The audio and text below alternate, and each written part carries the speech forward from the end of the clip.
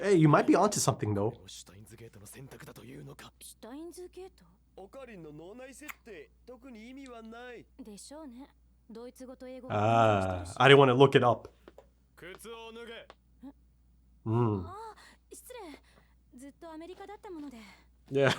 改めまして、マキセ・クリスです。 Look at this. She's so open to this after, you know, that incident that happened.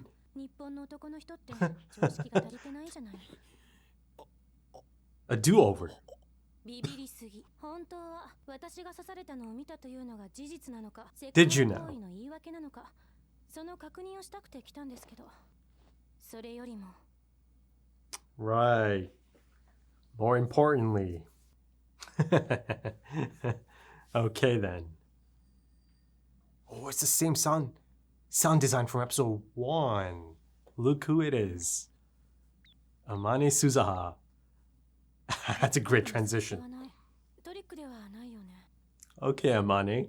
ピンセットない？ない。そう。 Oh, 中はグズグズね。 true scientist. はい。待って。このゾンビめ、腹が減っているならそういえ、バナナぐらい恵んでやる。いりません。誰が変態のバナナなんて食べるもんですか。変態だと。いきなり人のことつついて体まで触ろうとして、このバナナ、そのレンジと関係ないよね。トップシークレット。 How did she come to that conclusion? ジェット8号機、電話レンジカッコ仮は。 And he gives it right up. 秘密兵器だからな。 Top secret. 貴様、クリスティーナとか。 Christina. 一言も言っとらんわ。この電話レンジカッコ仮の秘密を知るには条件がある。一つ。 Oh. この未来ガジェット研究所のラボ面になってもらう。それともう一つ。まだあるの？俺が貴様に行ったセクハラ行為を全て不問にしろ。まったく、ノルアドレナリンが過剰分 Ah, 泌 fight or flight. さあどうするクリス Oh, look at this. だからティーナってつけるな。ちゃんと呼べ。法王院変態狂魔。黙れ。天才変態少女。 He still calls her that though, eh? 変態同士の視察戦。 Genius girl. 黙れ変態。わかったわ。 The perfect sparring partners. だからもう変態禁止。私も変態扱いしないから。ではたった今から貴様はラボ面ナンバー004クレサテーナだ。ティーナも禁止。 Yes. レポートなの？ お邪魔してます。マキセ・クリスです。 Maxe いき Kurisu. なり押しかけてきてごめんなさい。シーナ・マユリです。 Oh. そんなに珍しいの？ Yeah. 放電現象が起きていたらしい。 Ooh. 具体的な状況を教え Yeah, て。 do give us the details. だから This framing though. から稲妻みたいなのが出て。いつの話だ？昨日の昼 Noon. オカリンが人工衛星が墜落したニュース見て飛び出していって。 Well, the past 自分 Okarin. の携帯こいつにつないで。 Oh, Daru's じゃ phone. ああのメールを送った時、お前の携帯は電話レンジカッコ仮に繋がっていたんだな。マキセ氏が刺されたとかいうメール？あれ1週間前じゃん。違う。あれは昨日の昼に。 Sent it at noon yesterday. なぜない？ And the satellite crashed around noon. ジューシーから Oh no. She just gave it up. 食べる？一個ずつならあげてもいいよ。 助手。 120 and then いつ 6? からあんたの助手になった？あとは携帯に。 Okay. そろそろいいんじゃないかな。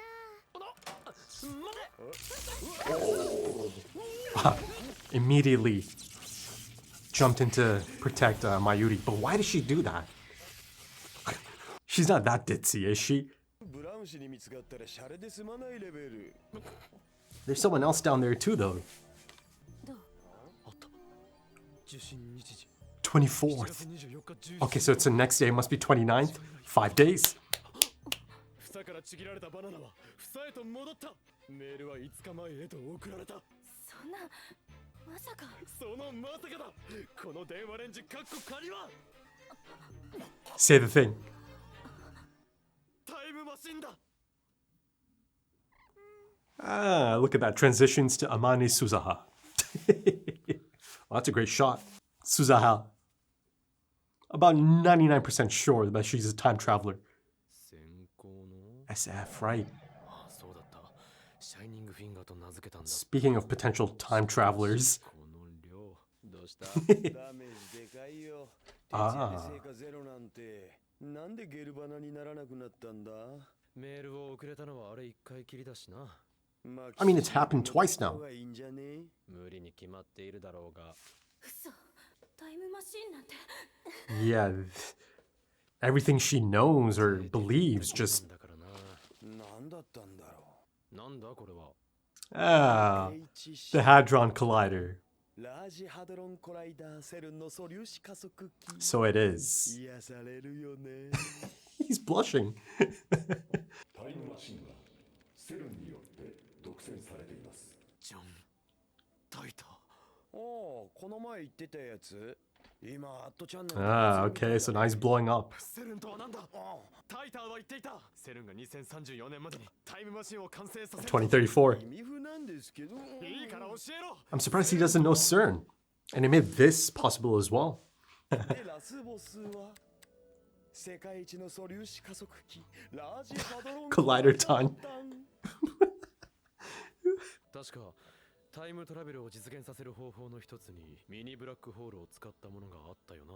あるけどこの前マキシ Yeah, but she just had her mind blown and her world turned upside down. の生成が無理だって。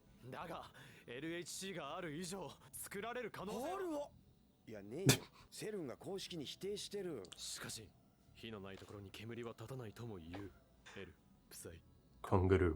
こうなった以上、俺たちのやるべきことは一つ。フェイリスさんのところに行くこと。違う。お前はスーパーハッカーだろ。 Super hacker. ニヤリと笑え。あとはわかるな。いいや、全然。Be a hacker? セルンをハッカー。 Is that doable? 奴らの悪事を暴き、タイムマシンについてのヒントを手に入れろ。 Careful, Mao. Careful. またサボりか。だってお店退屈なんだもん。すること Yeah, here you are. それではまるで自転車屋だな。それより君たちって2階で何してるの？ Look at those ガ eyes. ジェット研究所って言うんでしょ？なぜその名前を。お、そこまで知られたからには仕方あるまい。我々は世界を影から操る闇の機関と戦っている。 CERN. Oh, look at the eyes again. 機関にハッキングを仕掛けているところでな。じゃあもしかしてセルンっていうのはその闇の機関のこと？なぜそれを。ごめん、実は Did you know? 聞こえてきちゃって It's a good cover. でも安心して、これでも口は Again, look. Lending a hand. You know, talk to me. I can keep a secret. 死亡通知でも来た？死亡通知。いや、冗談。Okay, yeah. 100とかいうレトロパソコンにやたら執着している女がいてな。 IBN？ 知っているのか。うん。それも聞いていた。 Okay, Suzaha. I see you. それはネットで見たんだ。ほら、タイムトラベラーとかいう人、ジョン・タイターだっけ？そういえば2000年に現れた Right. タイターも。 This is close to his actual claims. 例えば私が過去へ戻って A という人物を殺したとします。するとダイバージェンスと呼ばれるあーが起こり、世界線は A という人物のいない世界へ移動するのです。 Ooh. 世界線移動の時、記憶 Ah. は再構築されます。 But つまり A という人物がいた以前の世界線の記憶は消去され、新たにできた A という人物がいない世界線の記憶が再構築されるのです。 seems to be exempt from that. セルンの言うことを安易に Okay, it's essentially the same stuff. すでに彼らはマイクロブラックホール生成に Micro 成功しています。2036年では科学技術のほとんどを2034, 2036. Yeah, it's checking out. その未来を変えるために IBN5100 が必要だというのか。そうなります。Didn't know him. セルンの企みを防ぐには IBN5100 の機能が必要なのです。2000年に現れたジョン・タイターも確かそんなことを言っていた。10年前に現れた私ですか。前にも言ったよう Yeah, not in this timeline. 残念ながら私は2000年には行っていませんが、あなたは他の世界線の私 Whoa, を look at this. A meeting, perhaps. あなたとは一度ゆっくりお話ししてみたい。 I mean, I hope so. 私のメールアドレスです。連絡いただければ Ah, 返事し can't ます。 come back to, but yeah, that. 2日連続徹夜って聞いたから差し入れ買ってきたよ。ありがたい。また頼むぞ、マユリ。しょっちゅうおごれるほどマユシーのポケットマネー But from time to time, は yeah. ないのです。ダイネットソーセージも買わなきゃいけないし。でも覗き見は悪いことなんだよね。セルンの陰謀を暴くためだ。それでも The rooftop, ちゃ eh? んもきっと怒ってたから飛び出していっちゃったん Yeah, だ she よ certainly ran out. いや、あれはハッキングとは関係なく、助手が勝手にだな。また来 This is た great. かなクリスちゃん。薩摩よりはちくわかな。よし、交渉成立だ。じゃあ He sounds so professional all of a sudden. あれもういただいた。 Ah, いつの間に sneaky. なかなかうまかったぞ。来たー。まあハッキングしたっつっても Okay. 管理者の ID じゃなければ見られる範囲は限られるっつうか Careful though. しか見えない的なタルくんエッチだね。内容はまだメールがいくつか Okay. 出てきただけ Emails. エキサイト先生にご登場願う。そんなめんどいことしてられねえっつうの。いや Paul Newman? はいポール。そういう演技は無用だ。 You're one to say. タイムマシンって単語はないけど、 They've got to be careful here, ソ man. フトプログラムって単語がここ1ヶ月で100回以上使われている。第137次 Z プログラム実験レポート、ミニブラックホール生成ミッション Whoa. 確立しているため報告は省く。 Look at this. みたいだね。 The distance 公式 there. には実験を成功していないって発表されてるのにな。その先は実験結果。ヒューマンイズ Whoa, look at this. ミスマッチ。 Almost as if it erased Mayuri from that scene. Interesting. Human is dead.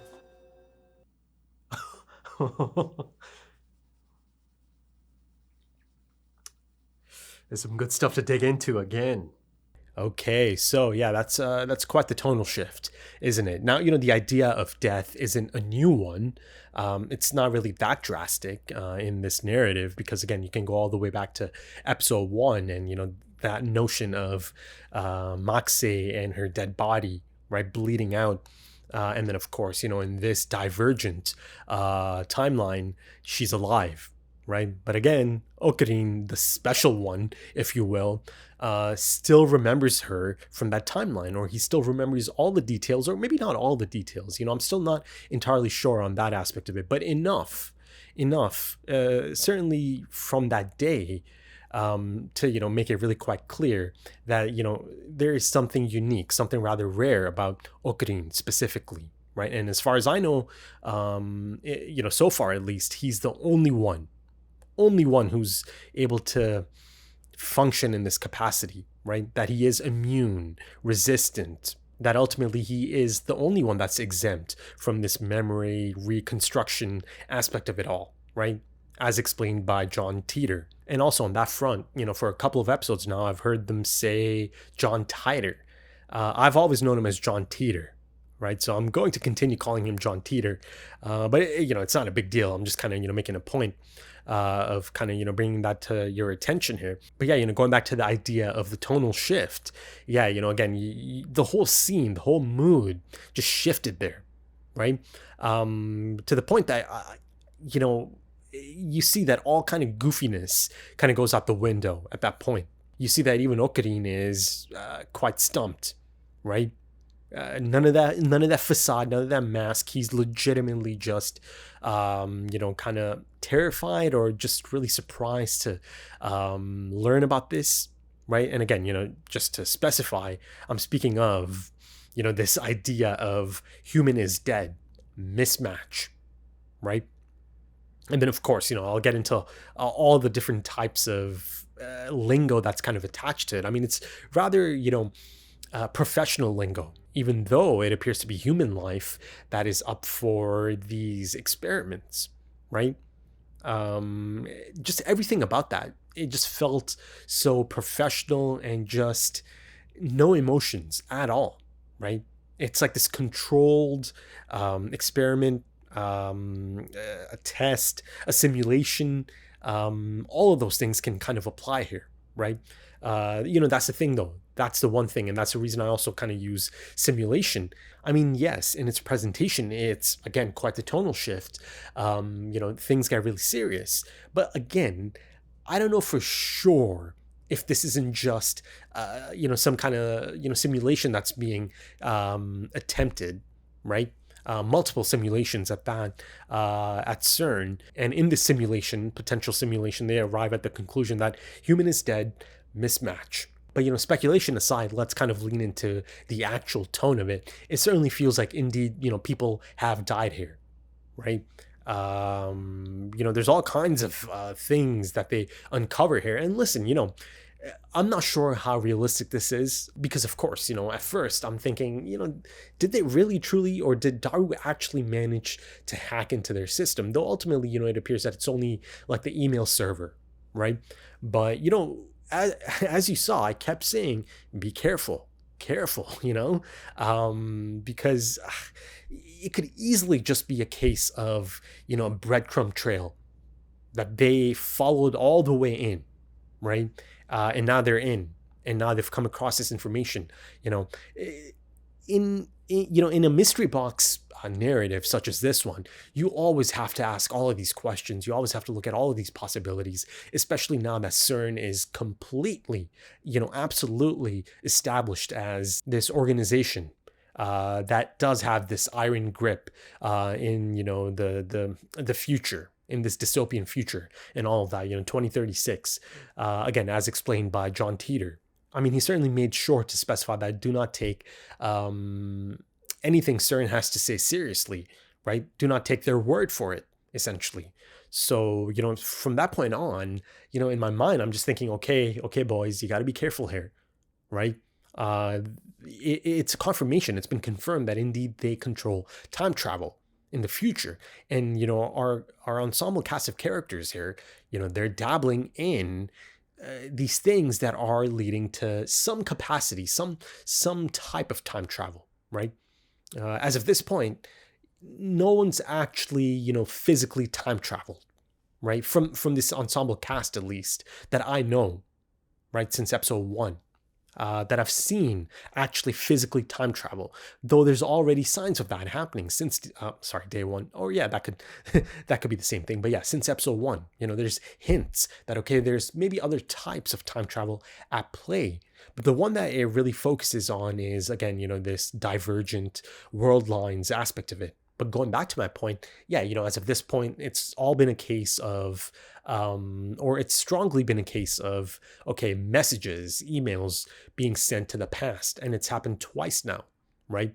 But, in this case, sure, dramatic irony and all of that, right? Us as the audience knows it happened twice overall. It happened to Okurin, right? He's in a different timeline, or he's in a timeline that's been overwritten, right? If you go by John Teeter's explanation for it. But ultimately, as he's speaking to Daru, he only counts it as once, right? Because he's still kind of coming to terms with everything that's kind of happened to him. I mean, you see that even now, even though he's doing a decent job of kind of hanging in there, the idea of Maxe standing in front of him and, about to shake his hand, you see that it's still it's messing with him, right? It's still a bit of a mindfuck to the point that it begins to appear that, okay, he's being a little bit standoffish. He's being too afraid. She calls him out on it, of course. Again, like I said, the perfect sparring partner. That's been clear since their meeting in episode 1 as well. Episode 2, rather. But yeah, even signs of that in episode 1, at that point, I just said, are these the star-crossed lovers, right? Certainly, 2 episodes later, it feels like that might be the case. But, as I am on the topic, this idea or, this confirmation that indeed this email, this message that Okurin is a pervert, that's the one Daru sent to Okurin, as Okurin's phone is actually hooked up to the whole contraption. At this point, yes, confirmation that it does go back 5 days, goes back in time 5 days. So shouldn't Okurin remember receiving that message? I'm trying to think if I'm overlooking something here. Should Okurin remember receiving that message 5 days ago? Nah, here's the thing. The Okurin I know now is the same Okurin from episode 1, from a different timeline, right? From a divergent timeline. Again, it's a timeline that had all kinds of different things at play, right? Be it him actually being at the radio building alongside Mayuri, and being at Dr. Nakabachi's seminar, right? And going to the rooftop and seeing that thing, that satellite, though again, I do believe that might be the actual time machine, right? A different type of time travel, perhaps. And again, I believe that, I strongly believe, listen, after this episode, and all the scenes I do get of Amane Suzaha, like I said, I'm pretty certain at this point that that is a time traveler. I think they're giving us enough at this point that, it'd be a little bit silly not to question Suzaha, right? And how she's kind of almost slipping up, be it intentionally or just, maybe being a bit young and not being able to hide it as much as she is meant to be hiding it, right? So as she's speaking with Ocarine, you'll see that she kind of slips up. She gets a little too excited and then she has to backtrack a bit, right? So I firmly believe at this point, they're giving us enough on Suzaha and her little slip ups and these little scenes and transitional hinges, right, cuts and all of that, and her looking at the report of the crashed satellite, and again, they made it a point to give us a shot of her expression, right? Kind of looked depressed, if you ask me, just really down, or to me at least, it felt like she's not happy about the things that she's looking at. So of course, looking at that shot or that scene of her looking at the report, right, of the crash at the radio building, to me, it felt like yet another, quick little hint, a little clue in terms of her potentially being a time traveler and her potentially actually being the person that was on that rooftop, right, giving the X to Ocarine, right? And then of course, shockingly and surprisingly, Ocarine left. And he goes to see Mayuri because I'm assuming she made it seem like it's an emergency, right? And again, it's a big deal for Mayuri, right? The Upa, and in that case, the metal Upa, and there's still that lingering mystery of her messaging or coming across those messages quickly as Ocarine is going through his outbox about don't use it for funds, and subject line is like Upa and all of that. So I didn't forget about that. I always have that in my mind, right? That's always at play. And again, I bring that up because that's in the second half of episode 1, once, Ocarine, or rather everyone else, has shifted to this new timeline, right? Maxe didn't get stabbed, and the seminar by Dr. Nakabachi gets canceled and all of that because of the crash, right? So those memories, they got reconstructed. And again, the odd man out, or the outlier in this case, being Ocarine, right? If you really think about it, it's pretty fucking insane that, he has this rare thing, and I'm sure I'll get quite a compelling explanation for it at some point, but the fact that he can remember these details going into a different timeline, that is probably going to play a crucial role once things get really serious.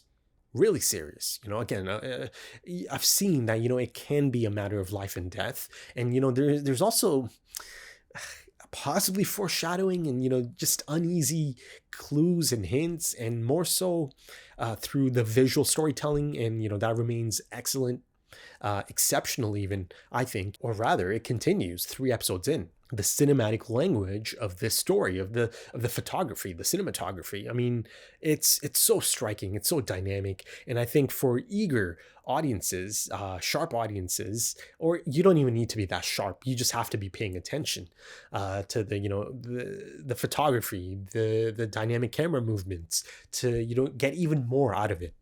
I strongly feel that already 3 episodes in. I mean, look at a really definitive example of that. Something that really kind of, I don't know, it had quite the impact on me.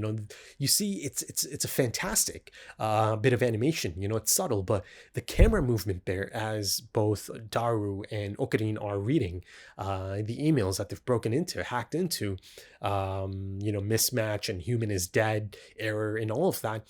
You see that they decide to focus on the wide shot of, again, Mayuri being at a distance. Another thing I noticed. Yet, the camera movements, they make it so the legs at the table cover up Mayuri. And like I said, my reading of that immediate shot is that it's making it seem like Mayuri has been erased, right? And I use that terminology specifically because, I've seen it already at play in this anime, in this story, in the, the different components of the time travel aspect of it, right? Mind alterations or, reconstruction of the memories and all of that. Certain things being erased. That's why I use that term specifically, right? So to me, that's really quite a jarring moment to see Mayuri kind of almost disappear from the shot, right? And just to make it clear, I know there might be at least one that might say, no, she didn't disappear from the shot. I'm not saying she literally disappeared from the shot, but the visual storytelling of it, that's how it speaks to us in that moment, right? And again, you have to link it to the things that they're coming across at that point. They're talking about human is dead, right? Mismatch and all of that. Right. So, you kind of bring both of those things together. I don't know. It makes me a little bit uneasy to see that. But yeah, Mayuri, yeah, she's a special one, right? That's been so clear since episode 1. And also, the relationship between Mayuri and Okarin, that's a special one as well. The bonds there are so strong.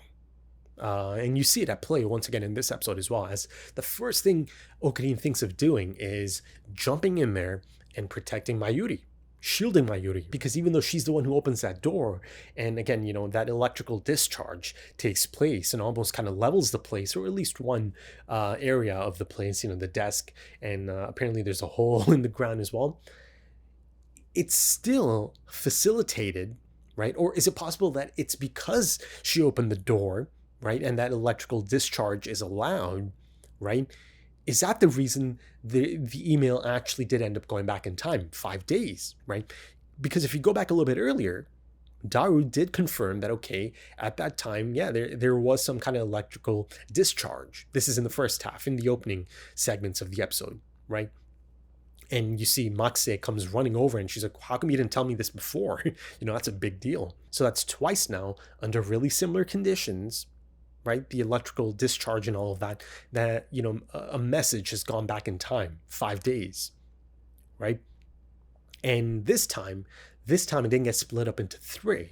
So I'm not sure. I'm not even able to speculate on that. How come this one didn't get split up into 3? Bad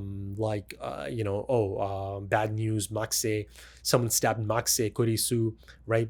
I think it's sometimes I feel like I'm hearing Makise, sometimes it feels like I'm hearing Makise, right? But it's leaning a bit closer to Makise in my head.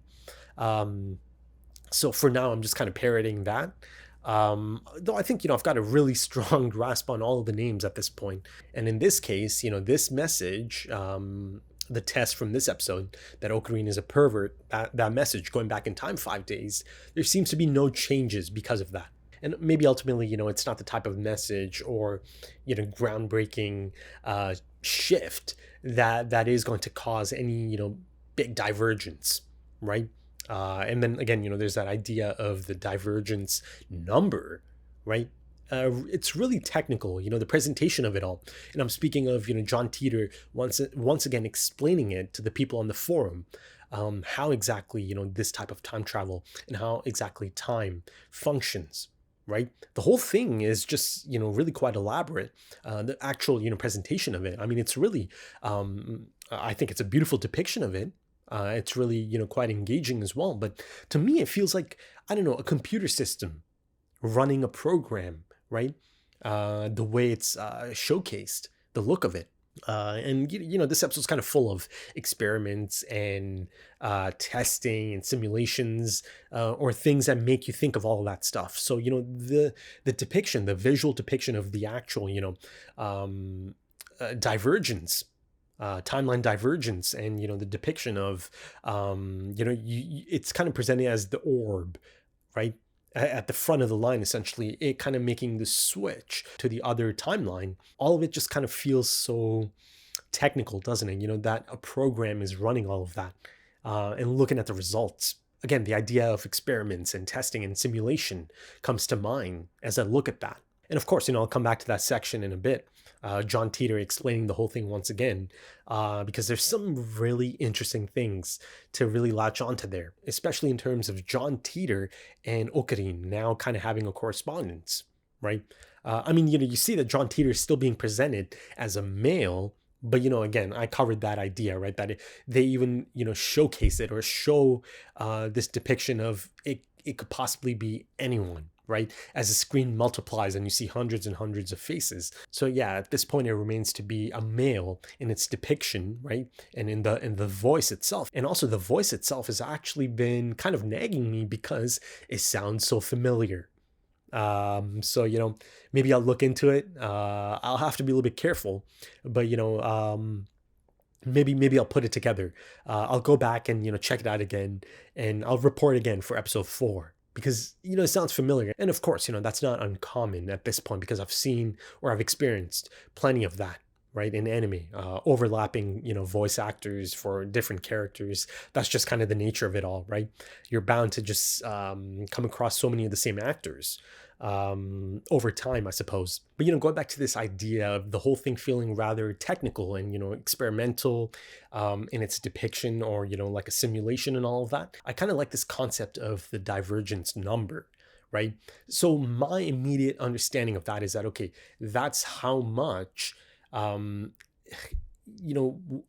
specific timeline has deviated from another timeline, I suppose. Right, and it kind of puts this number on it, the divergence number, I suppose. And I'm kind of latching onto that because episode 1 is just full of riches. It really is, and it's the type of episode that you can just go back to after every single episode, right? And there, as Ocarine does send, the email that does end up getting split up into 3, and he experiences that thing. Right? Almost kind of like an out-of-body experience. And essentially, 3 episodes in now, my understanding of that is that was him essentially kind of resisting, right? Just naturally because of, I don't know, again, question marks. But, his mind essentially just resisting that memory reconstruction, right? And him essentially traveling, his mind traveling from, that timeline to this current timeline that he finds himself in, right? And again, in that timeline, all of his friends, everyone he knows, they've had their memories reconstructed, right? And to them, anything Ocarine has to say just feels a little bit odd, right? You go back to episode 2, they have to keep reminding him, no, that's not how things played out. The actual seminar at the radio building got canceled. Don't you remember, Ocarine? And if you go back to that point of him essentially kind of moving to a different timeline and then looking up and seeing the crash, right? I thought it did an excellent job of making it clear that, okay, so the only one that feels that something is odd about all of this is Ocarine, right? For everyone else, including Mayuri, it's just business as usual, right? That's how seamless this memory reconstruction aspect of it is, right? But, even there, is there room for, I don't know, slippage, residual memories, right? Memories that you think you have or things that you remember, or you think that you remember, right? That maybe, I don't know, something even fleeting, a fleeting moment just flashing before your eyes or in your mind, and then not being able to place that, perhaps, right? That could be an interesting idea, I think, unless, of course, it's airtight. It's as simple as no, once that memory gets reconstructed, to accommodate, the change. And again, as John Teeter gives his example, it's about, okay, if I go back and, kill person A, everything has to accommodate the absence of that. That ultimately everything moves to a world line that does not have person A, right? Person A doesn't exist anymore. But before I deviate too much, let's go back to Ocarine having that experience of, again, sending that message to Daru in episode 1 and that thing happening to him, right? It's really trippy. It's presented as this mindfuck, out of body experience, and there you see a lot of numbers, right? Really specific numbers as well. And the one that lingers the most on screen, and I believe I mentioned this, yeah, I did. I believe I mentioned this in episode 1 as well. And yeah, I've got it right here. Yeah. one of the numbers or a set of numbers that really kind of lingers on screen a bit longer than the rest as, things are flashing by. And again, it feels like subliminal messaging. Look at that. This idea of quick cuts and subliminal messaging, or beginning to feel like subliminal messaging. Yeah, maybe that can kind of go into this idea of fleeting moments, that certain things are missing, that time is missing. And, I'm speaking of this idea of possibly, even after, memory reconstruction, things still kind of lingering, right? Like a residual feeling, memory, again, just a quick flash, a moment. Yeah, I could see that. But yeah, the quick cuts, especially in episode 1 specifically, yeah, the directing choices certainly kind of lend itself to, that speculation, right? Residual memories, fleeting moments, thinking that you've done this before, or you've experienced something that you still can't quite recall, perhaps. I mean, I suppose I'm kind of describing deja vu, right?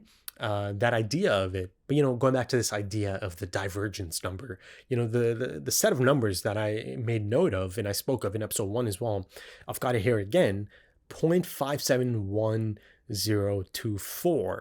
That's a number that really kind of lingered a bit more than the rest, as, again, Okurine is having his moment, as his mind is essentially, traveling from, one timeline to another, memories intact, right? Because again, he appears to be exempt from all of it. And at this point, I'd say that's really high on the list in terms of the things I really want to learn about. Why exactly is Okurine immune to this? Because ultimately, it does give him quite a rare and unique perspective on things, right? He's able to take all of these things into account. Again, it's early stages, but, I'm speaking of, once it does get to perhaps the business end of it, right? Once things get really serious, and again, it could be a matter of life and death. It could be a matter of just, completely changing the trajectory of certain things and events.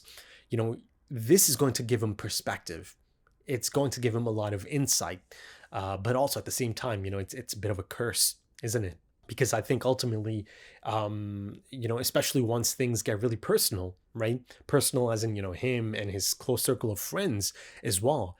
It's going to end up doing a number on him, right? And I might see a phase of him actually legitimately, believing that he's going mad, or he might actually have a moment of psychosis at some point, right? Because of all of this. Because ultimately, in time travel narratives, one of the most heartbreaking things is knowledge, prior knowledge, of the things to come, of the things, devastating things as well, in this specific case, right? In terms of heartbreaking component of it, or the heartbreaking component of it. It's this idea of knowing things and thinking you can change them, but still just not being able to do it. And again, I kind of touched up on this idea in the last episode as well. And again, that's around the time I'm speaking of Okurine, the other Okurine, I suppose, in episode 1, and the whole, Maxe stabbing situation and all of that, and trying to maybe, stop that from happening, but ultimately not being able to do it. It can be an immense burden, to have, really specific knowledge, and then ultimately not actually being able to do anything about it, right? That's, yeah, I'm sure it might get into that territory at some point. Like I said, I'm savoring these moments. A lot of banter in this episode as well, a lot of slice of life stuff. I think, Maxe actually integrated quite effectively into the crew, right? Even though, she ultimately does end up leaving, as her mind is absolutely just blown. Like I said, her perception has been ripped up completely, because her understanding of all of these mechanics and the things that are not possible and possible, all of that's just been tossed out the window, and she just, she had to get out of there, right? It did a number on her. And especially because she just spent all that time dunking on Okurine as well, right, at the seminar. And again, that dunking is backed by hard science, right? She believes in hard science. But here, now things, everything's just chaos, right? And it makes sense that she kind of felt the need to get out of there. She's probably at home. She doesn't want to see anyone. She's probably going to try to reassess everything that she knows on this topic or understands on this topic, and maybe tries to be a bit more technical about it, or tries to just kind of put it together again. So yeah, let's see how that plays out for Maxe, how she handles this, and how she'll kind of come back into the narrative. Hopefully it's not too long. I doubt it'll be too long. I think I'm expecting her to be back at it soon enough. If not by the end of next episode, surely by episode 5. But I kind of want to go back to a really exciting bit of setup here, right? This correspondence that is kind of at play now between John Teeter, right, and Okarin. John Teeter straight up just said that, okay, even though you keep saying I've been to 2000, or the John Teeter that you knew from 2000, I've never been there, right? But then he follows up by saying there's a possibility, that you actually might have met me, John Teeter, from another world line, right? But here's the thing. John Teeter is the one explaining that, there's memory reconstruction and all of that going on. So if he's acknowledging that, right, that, okay, yeah, maybe Okarin remembers me from another timeline, he understands that Okarin's memory did not get reconstructed. He clocked it. And again, I'm using he because that's how John Teeter is being presented as of this point, at least, right? Listen, like I said, I have a few other ideas as well in terms of who John Teeter could be. And like I alluded to a little bit earlier, yeah, it almost kind of narrows it down quite a bit, in terms of, okay, is it John Teeter, a completely different character, or one of these existing characters, be it Shining Finger, the glasses girl, or Suzuha, Amane Suzuha, right? Either one of those possibly being John Teeter. And again, not the crazy thing, the interesting thing is that it's actually Shining Finger, the glasses girl, who's looking for the IBN 5100. Right? But as showcased in this episode, Suzuha almost immediately just lights up at the mention of the IBN 5100. So here you've got, again, another kind of like a checklist type thing, towards the possibility of, Suzuha possibly being John Teeter as well, right? She'll bring up things and she'll say, oh, I just overheard. Oh, yeah, I heard it on that forum. Again, like I said, it's a good cover. It is, being in such close proximity. And again, being in close proximity, being also rather suspicious as well. That's another thing I kind of focused on in the last episode, right? So yeah, I think there's every chance that Suzuha could be John Teeter, right? But then I'm not entirely sure just yet, right? Because there's also a possibility that Shining Finger could be John Teeter, right? That could be a big thing, big reveal moment. But the thing is, John Teeter has made it clear that indeed, he is looking for the IBN 5100. So if I kind of, focus on the possibility of Suzuha being John Teeter, she hasn't shown, she lit up, the moment she heard about the IBN, you see she immediately locked in. But before that, she didn't, there's been no mention of her looking for the IBN 5100. Now, of course, she's being presented as someone rather mysterious, right? And, there hasn't been that much of a focus on her. But, now I'm getting enough of her. So if Suzuha actually ends up being John Teeter, is it possible that her approach is more so of, okay, I'm not going to actually put it out there that I'm looking for the IBN 5100, right? I'm not going to put it out there as Suzuha, right? But once, once there's an opening, and indeed there is an opening here, as, Okarin mentions it, and he also mentions, this girl who's obsessive about, obtaining this retro PC, the IBN 5100, then she, like I said, lights up, latches on. But, there's also this idea of potentially competing parties looking for the same thing, if indeed the girl with the glasses does not end up being John Teeter. So then it can also kind of become this thing of, okay, who can get to the IBN 5100 first? Who can obtain it first?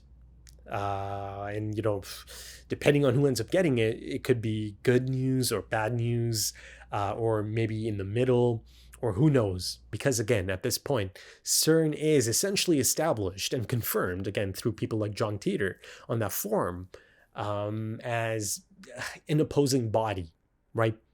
Governing body that, again, has an iron grip on, time travel, monopolized time travel, and again, kind of responsible for this dystopian future, right?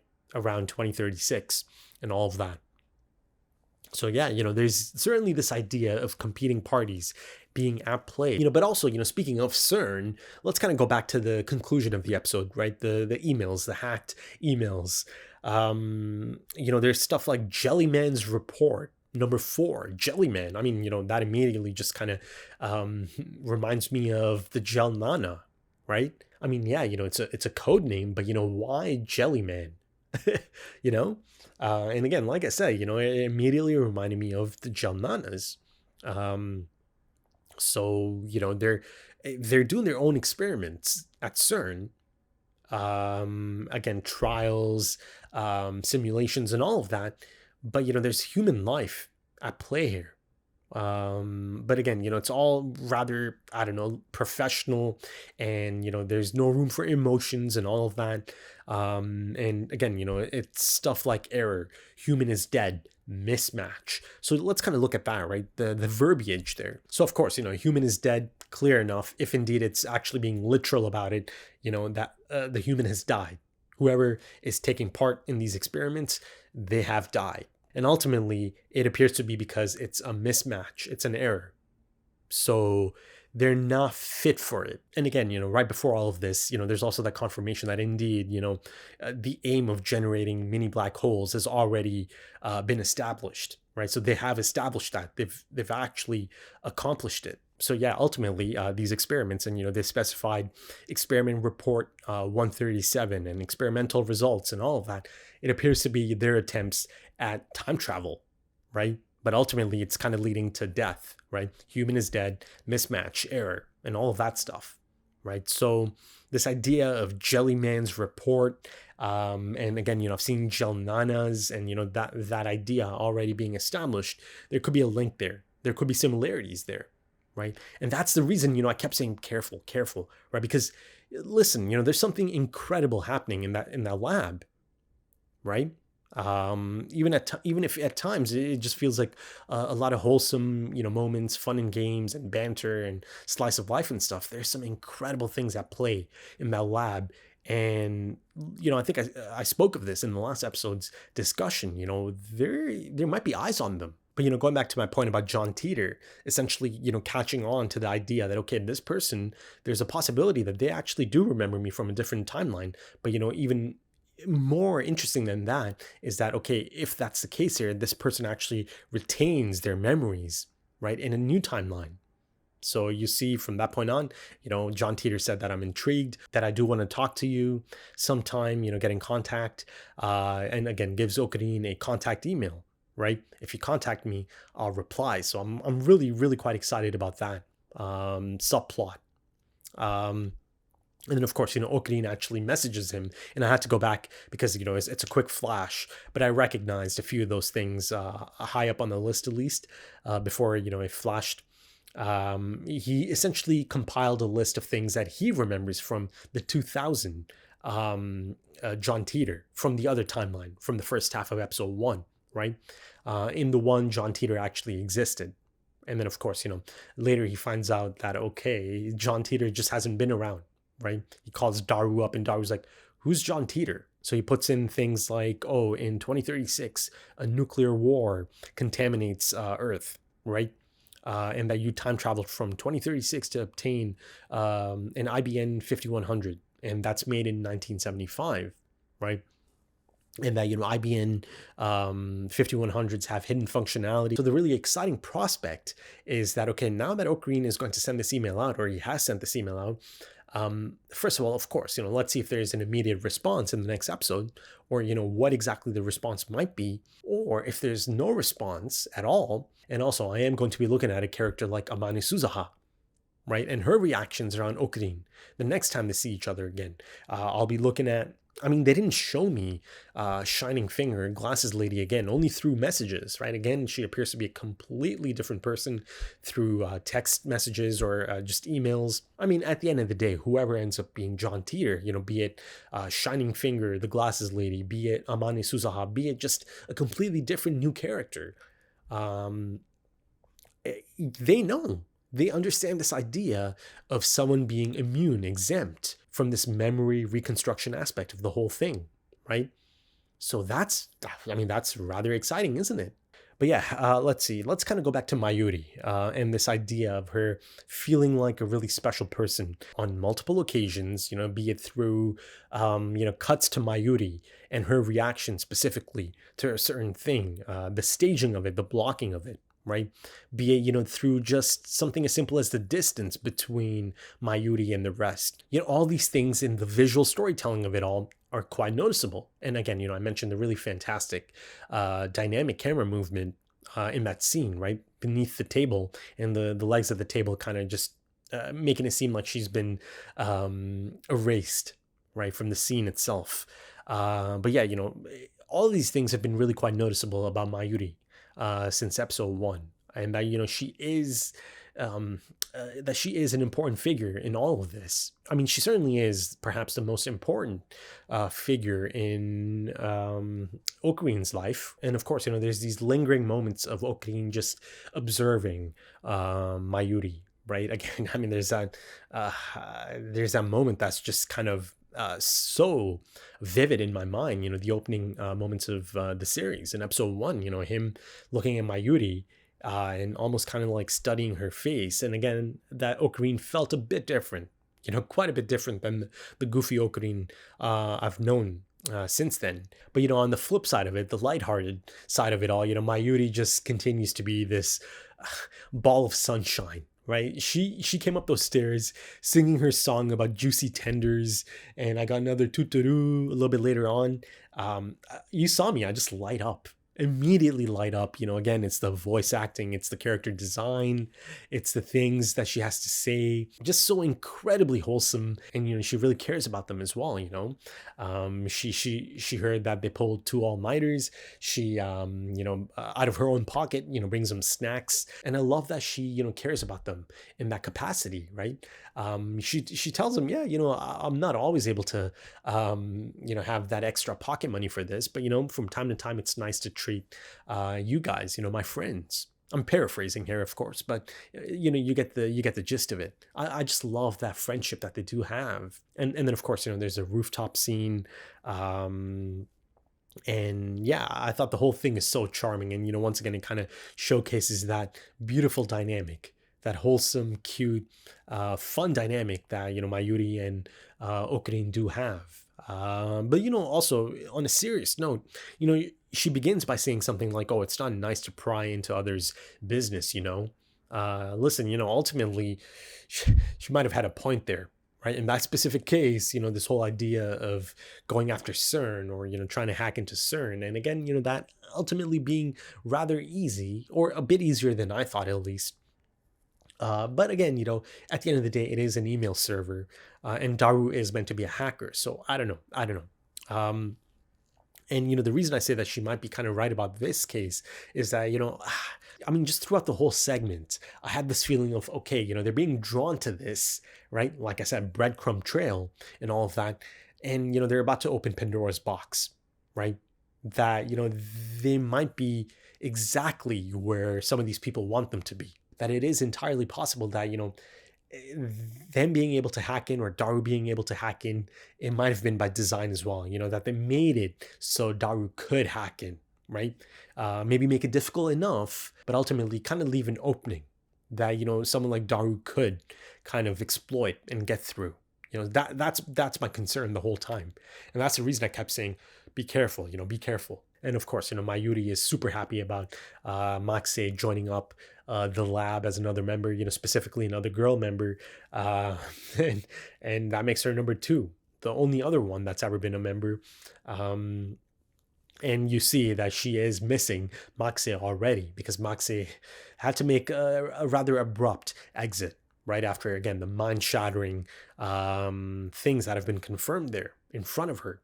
right? The idea of time travel being possible, and actually being, tested in front of them as well, right? I mean, again, it's a really specific type of time travel, right? At that point in time, at least, at that specific moment, right? It's messages going back in time, but again, through those messages, things can change drastically, right? You go back to episode 1, right? The message Okurin sent to Daru, yeah, in this timeline, Maxe is alive. She did not get stabbed. Essentially, you see that in front of I suppose, a rather normal person in Mayuri. Maxe is really, really quite respectful, and you see a totally different side of her, right? Because up until that point, you see a really combative side, like I said, a perfect sparring partner for Okurin and Daru as well. She gives it back as well to both of them. And I love that moment that they begin to circle each other, kind of like a Mexican standoff of sorts. And listen, all of the banter and all those things, yeah, it kind of just reiterates that possibility of them being, these star-crossed lovers that I kind of, felt in episode 1. And I love the sound design once again in that scene of them circling each other, right? It begins with their footsteps and it becomes echoey, doesn't it? And then it begins to sound like a clock. I feel like, this anime as a whole, through all the different departments, it's just full of rewarding moments for, the attentive, for the eager audience members. But I do want to go back once again to John Teeter and his explanation about the concept of time, right? Trying to teach the folks on the forum. And, he kind of reiterates that, it's not a single river flowing from past to future, right? He said that before as well. He explained that before. But ultimately, right, But again, ultimately he gives that example of person A. Let's say I go back in time and kill someone that they'll call person A, and doing so essentially changes what is known as the divergence number, right? And again, like I said, my understanding of that is that, it's essentially depicting how much things have deviated because of this change, right? Because of this one change. So going to the follow-up after killing A, essentially, the timeline, the world line moves to a timeline without A, right? So it doesn't create a new timeline, right? It exists. But I suppose it's a question of, becoming active at some point. And, ultimately he summarizes the whole thing rather effectively, I thought at least. In other words, memories of the world in which A existed are erased, right? And replaced with memories of a timeline, where A doesn't exist. And of course, a little bit later on, he goes on to confirm that indeed, they've already succeeded at producing micro black holes. So, you kind of have to now look at how things are possible in the lab, right? And the things that took place in that lab, messages being sent back in time.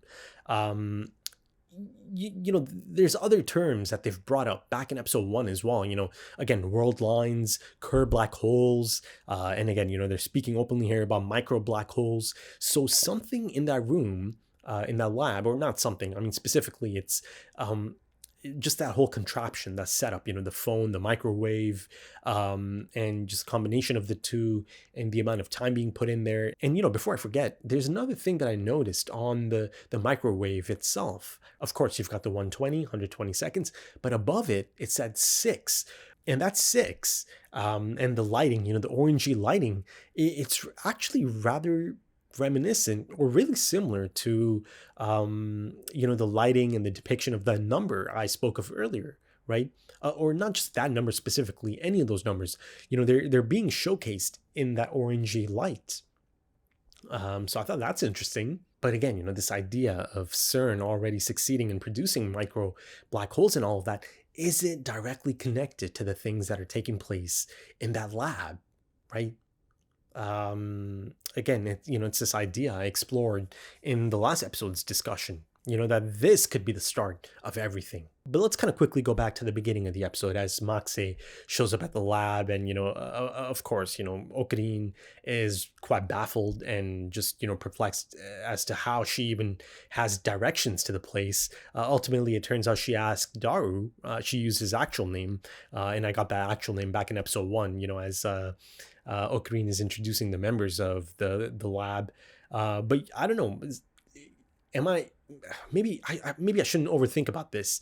Maybe it is as simple as, Daru just gave her directions. This Daru, that is. But even he seemed a little bit confused, I think. Maybe not. Or maybe he's confused about Okarin's reaction, that, it's not that big of a deal to give her directions. But at the end of the day, you simply cannot overlook that someone like Maxe still showed up here, right? After everything that's happened recently, out of the blue. The run-ins with Okarin, and just the nature of those run-ins, again, without context and all of it. I mean, though, ultimately you see even Okarin kind of he's like, the second condition is that you forget about any of the potential sexual harassment that took place, because again, it's clear that he realizes, I did kind of end up groping her and touching her without consent, even though at that moment in time his mind is just absolutely shattered to see her just standing there, right? And that kind of plays into this episode as well. Like I said, he's still a little bit uneasy about the whole thing, but he's doing all right.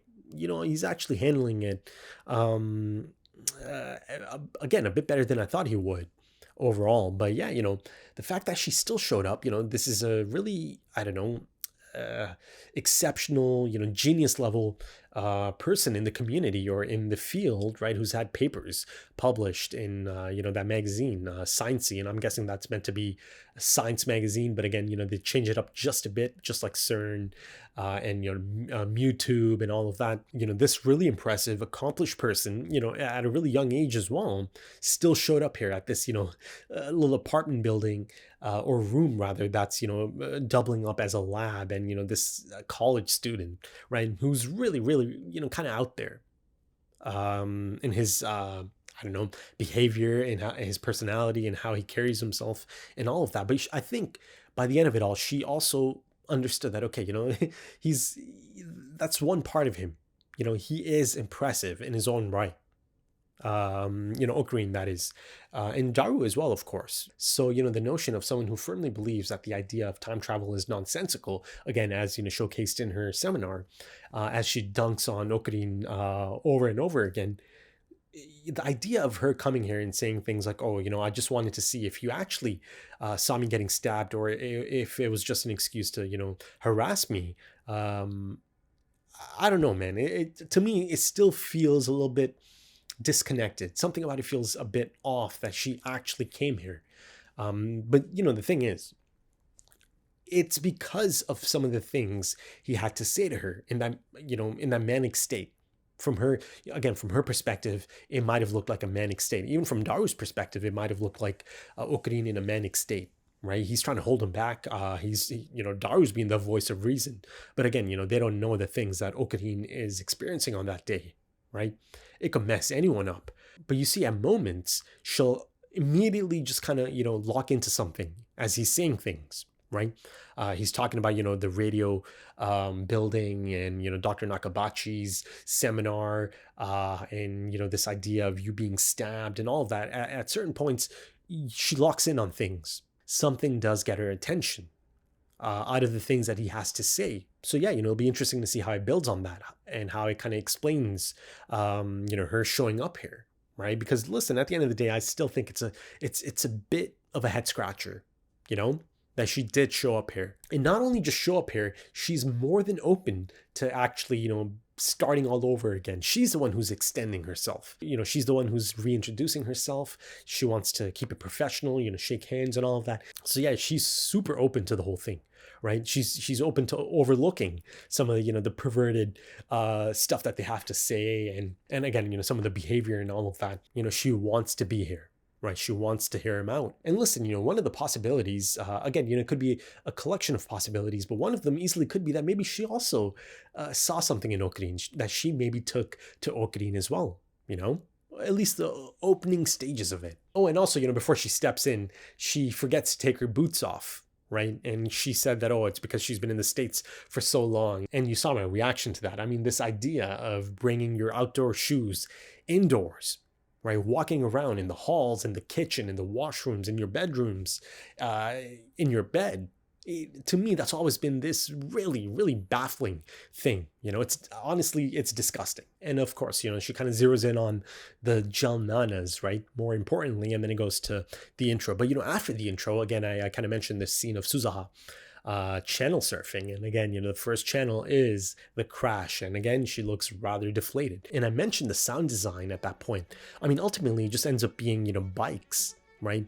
The ringing of the bells on bikes and just the actual, bike doing its thing, the wheels of the bike actually turning and all of that. It's really, really similar to the sounds I heard in the opening of episode 1. Again, this is in the middle of Okarin's opening monologue, right? So I thought that was interesting. The really familiar sounds. But yeah, even though there's a lot of banter, a lot of back and forth, a lot of name calling and insults and all of that playful stuff, I pointed out that he still calls her a genius girl. So there is that built-in respect, even if it is in addition to name calling, right? I think he said, you pervert, genius girl. So, there is that element of respect. He understands that this is someone quite impressive. And, I love that that's always kind of there. It's kind of baked in.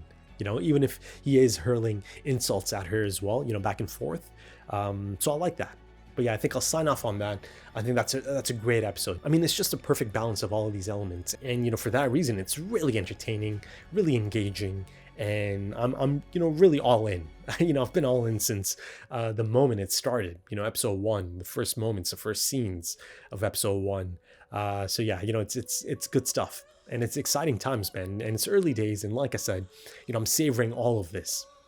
Because I know, man, it's time travel stuff. It's going to get serious at some point. And it'll get to that point, sad stuff and possibly heartbreaking stuff. So yeah, these times are the times that you do not want to forget. And that, again, is going to apply to the characters as well. But yeah, if you enjoyed that, consider dropping a like, consider dropping some comments, give me your thoughts. If you are interested in timer-based full length or early access or full opacity, consider checking out the Patreon page and, also potentially supporting the channel as a whole in the process of it all. The links are in the description and the pinned comment, also links to social media. Right then, thank you so much for joining me, folks, and thank you for your time, because time is precious. It really is. And I do hope to see you again soon for episode 4. Until then, take it easy.